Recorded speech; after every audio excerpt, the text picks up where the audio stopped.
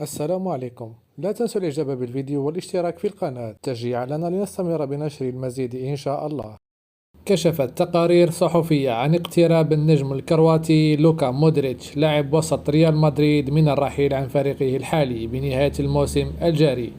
ويمتلك الكرواتي عقدا مع الميرينغي ينتهي بنهاية الموسم الحالي في صيف 2023 المقبل، ولم يجدد اللاعب عقده مع الفريق حتى الآن. ووفقا لموقع فوت ميركاتو فإن اللاعب يقترب بشدة من الرحيل عن الريال بعدما تقرر عدم تجديد عقده مع النادي الملكي لفترة أطول. وأكد الموقع أن اللاعب الكرواتي يمتلك عرضا من نادي النصر السعودي للانتقال له في الصيف المقبل بعد استقرار الفريق الإسباني على عدم تجديد عقده. وأضاف الموقع أن البالغ من العمر 37 عاما يقترب بشدة من الرحيل إلى صفوف العالمية عقب انتهاء عقده مع النادي الملكي، مؤكدا أن عقده مع النصر سيكون الأخير له في مسيرته.